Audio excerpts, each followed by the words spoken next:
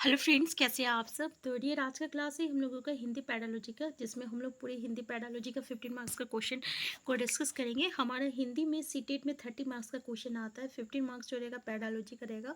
15 marks में से आपका पैसेज रहेगा और फिर आपका जो है ग्रामर रहेगा। ठीक है, 2-3 ग्रामर आता है। हम लोग स्टार्ट करते हैं आज का क्लास। पहला क्वेश्चन देखिए, लिखित कार्य की जाँच में बच्चों की सहायता लेने से केवल पठन कौशल का अभ्यास होता है। बच्चे ज़्यादा गलतियाँ ढूंढना सीख जाते हैं।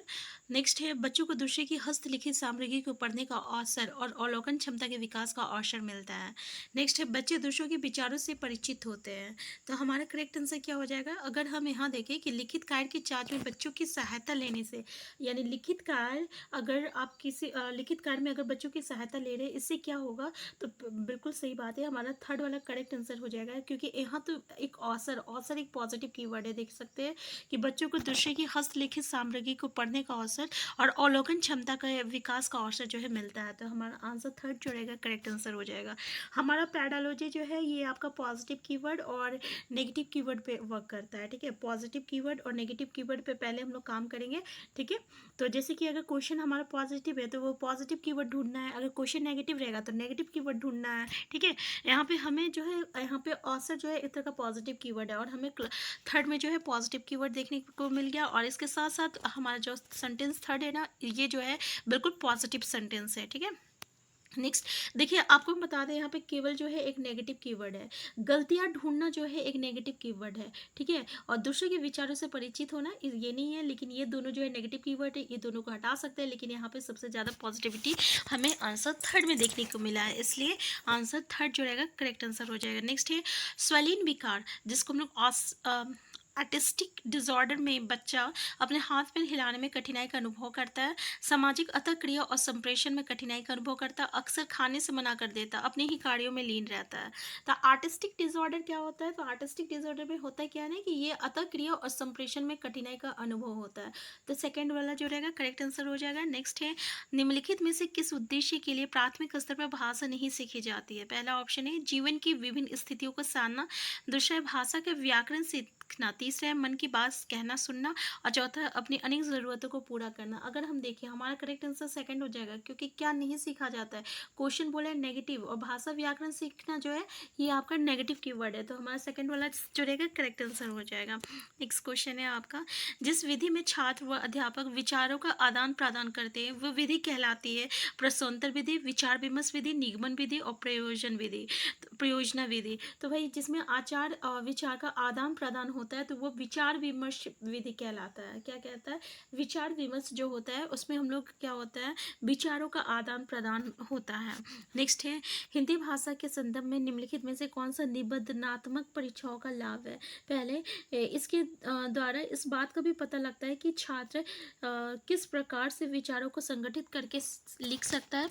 दूसरा, इन परीक्षाओं में बहुधा एक ही प्रश्न पर भिन्न भिन्न परीक्षक भिन्न भिन्न अंक प्रदान करते हैं।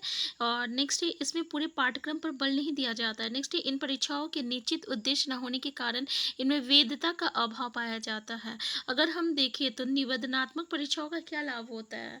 ठीक है, तो अगर हम देखें तो इसके द्वारा इस बात का भी पता चलता है कि छात्र जो है किस विचारों को किस तरीके से अपने विचारों को संगठित करके लिख सकता है। तो पहला ही जो है करेक्ट आंसर हो जाएगा। नेक्स्ट क्वेश्चन है, शिक्षण की डैश उस विधि को कहते हैं जिसमें सामान्य से विशिष्ट अथवा सामान्य नियम से विशिष्ट उदाहरण की ओर बढ़ जाता है। निगमन विधि, आगमन विधि, प्रयोजना विधि और इनमें से कोई नहीं। हमारा करेक्ट आंसर क्या हो जाएगा, आपका निगमन विधि हो जाएगा।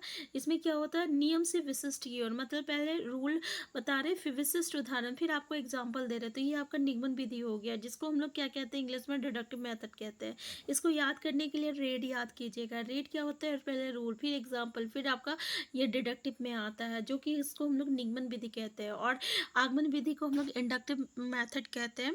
तो देखिए यहाँ पे डिडक्टिव यानी निगमन विधि में क्या होता है, पहले हम लोग नियम बताते हैं फिर उसके बाद उदाहरण बताते हैं। अगर हम एग्जाम्पल ले तो हम कहेंगे कि किसी भी व्यक्ति वस्तु स्थान को हम लोग क्या कहते हैं, नाउन कहते हैं, संज्ञा कहते हैं। फिर हम बताएँगे कि संज्ञा जो है ना, राहुल जो है एक संज्ञा है, क्योंकि राहुल जो है एक व्यक्ति का नाम है और ये जो है उसका उदाहरण है। तो यहाँ पे हम पहले आपको नियम बताए, फिर हम आपको उदाहरण बता रहे हैं। तो ये निगमन विधि कहलाता है।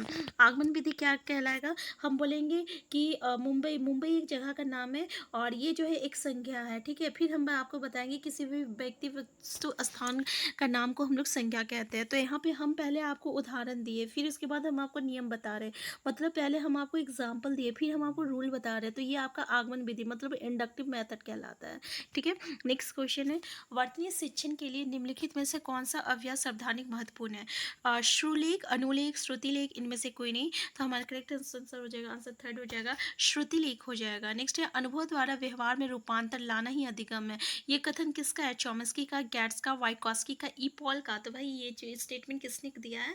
तो ये स्टेटमेंट आपका गेट्स ने दिया है। गेट्स कहते हैं कि आपका जो अनुभव है उसी के द्वारा जो है आप अपने में जो बदलाव लाते हैं उसी को तो हम लोग अधिगम कहते हैं। ऑब्वियसली जो है हम अपने जो है व्यवहार अपने मतलब अभ्यास से ही जो है सीखते हैं और वही अधिगम कहलाता है। नेक्स्ट है, भाषा शिक्षण का संप्रेषणात्मक उपागम है। तो यहाँ पे हम आपको बता दें कि हमारा चॉम्स्की और वाइकोस्की बहुत इंपॉर्टेंट टॉपिक होता है जो कि बार बार हमें क्वेश्चन देखने को मिलता है। वाइकोस्की जहाँ भी देखने को मिल जाए क्वेश्चन में, आप जो है आंसर में जो है स्टेटमेंट में क्या ढूंढने की कोशिश कीजिएगा? तो स्टेटमेंट में जो है आप समाज को देखने की कोशिश कीजिएगा, सोसाइटी देखने की कोशिश कीजिएगा, सामाजिक देखने की कोशिश कीजिएगा। समाज, सोसाइटी और सामाजिक या अतः क्रिया, ठीक है, पेयर रिलेशनशिप इंग्लिश में, ये जो है वाइकोस्की का जो है कीवर्ड है। चॉम्स्की साहब तो कहते हैं बच्चे तो है जन्मजात जो है भाषा सीखते हैं, ठीक है, ये लैंग्वेज एक्वाइजिशन डिवाइस की बातें करते हैं। ये कहते हैं बच्चे को सिखाने के लिए, भाषा सीखने के लिए जो है वो जन्मजात इसमें क्षमता होती है, वो अपने आप सीख लेते हैं, ठीक है। तो पहला जो हमारा जो है यहाँ पे गेट्स इसका करेक्ट आंसर हो जाएगा। नेक्स्ट क्वेश्चन है आपका कि भाषा शिक्षण का संप्रेषणात्मक उपागम, पहला ऑप्शन है भाषिक संरचनाओं की जानकारी पे बल देता है, दूसरा संदर्भ में भाषा प्रयोग की कुशलता पे बल देता है, तीसरा मातृभाषा प्रयोग का निषेध करता है और चौथा है बोलना कौशल पर बल देता है। तो भाई हमारा करेक्ट आंसर क्या हो जाएगा? तो हमारा करेक्ट आंसर हो जाएगा आपको बोलना कौशल पर बल देता है, आंसर 4। नेक्स्ट क्वेश्चन है, बहु सांस्कृतिक पृष्ठभूमि वाली भारतीय कक्षा में भाषा शिक्षण के लिए आवश्यक है, अतः आवश्यक है। फर्स्ट है परस्पर बातचीत के लिए अनेक अवसरों का निर्माण करना, दूसरा विद्यार्थियों को श्रवण व लेखन कौशलों को के अधिकाधिक अवसर देना, नेक्स्ट है विद्यार्थियों को भाषण व लेखन कौशलों का अधिकाधिक अवसर देना और लक्ष्य भाषा की विभिन्न भाषिक तत्वों का अधिकाधिक अभ्यास। अगर हम देखें तो बहुसांस्कृतिक पृष्ठभूमि वाली भारतीय कक्षाओं में भाषा शिक्षण के लिए यह आवश्यक है कि परस्पर बातचीत के लिए अनेक अवसरों का निर्माण करना। तो पहला जो रहेगा करेक्ट आंसर हो जाएगा। नेक्स्ट क्वेश्चन है, सहायक सामग्री के अंतर्गत उन सभी साधनों को सम्मिलित किया जाता है जिनकी सहायता से छात्रों की पाठ में रुचि बनी रहती है तथा वो उसे सफलतापूर्वक समझते हुए अधिगम के उद्देश्य को प्राप्त कर लेते हैं। ये कथन किसका है? एल्विन स्टॉक का और डेट का और कार्टर एगुड का और इनमें से कोई नहीं। तो हमारा करेक्ट आंसर क्या हो जाएगा? हमारा करेक्ट आंसर आपका हो जाएगा एल्विन स्टॉक हो जाएगा। नेक्स्ट है, विशेष क्षमता वाले बच्चों की कक्षा में लेखन कौशल के अभ्यास के लिए महत्वपूर्ण है विचारों की मौलिकता, शुद्ध वर्तनी का प्रयोग, अलंकारिक भाषा का प्रयोग और अक्षरों की सुंदर बनावट। तो देखिए लेखन कौशल के अभ्यास के लिए क्या महत्वपूर्ण है, तो अगर हम देखें तो इसका करेक्ट आंसर क्या हो जाएगा आपका? इसका करेक्ट आंसर हो जाएगा आपका शुद्ध वर्तनी का प्रयोग हो जाएगा। नेक्स्ट क्वेश्चन है, हिंदी भाषा में सतत और व्यापक मूल्यांकन करते समय आप किस बात पर विशेष ध्यान देंगे? शुद्ध वर्तनी, प्रयोजन कार्य, शुद्ध उच्चारण, विभिन्न संदर्भों में भाषा प्रयोग की कुशलता। हमारा करेक्ट आंसर क्या हो जाएगा? हमारा करेक्ट आंसर हो जाएगा कि अगर विभिन्न संदर्भ में मतलब अलग अलग सिचुएशन में जैसा सिचुएशन रहे है वैसा सिचुएशन में आप अपना भाषा प्रयोग कर रहे हैं तो ये हमारा करेक्ट आंसर हो जाएगा, ठीक है।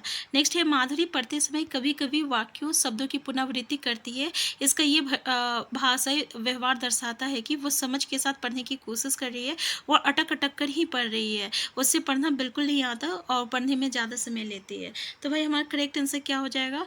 तो देखिए इसका करेक्ट आंसर क्या हो जाएगा कि ऐसा अगर वो कर रही है तो इससे ये दर्शाता है कि वो पढ़ने में जो है ज़्यादा समय ले रही है। तो आंसर 4 जो रहेगा ये हमारा करेक्ट आंसर हो जाएगा। नेक्स्ट है, उसने पढ़ा, उसने खाया और उसने चीखा जैसे भाषा प्रयोग दर्शाते हैं नियम का उल्लंघन, संदर्भ की समझ न होना और नियम कंठस्थ न होना, नियमों का अति सामान्यीकरण। तो यहाँ पे देख लीजिए, उसने पढ़ा, उसने खाया, ये जो होता है ऐसा क्वेश्चन आपको बार बार पूछा जाता है।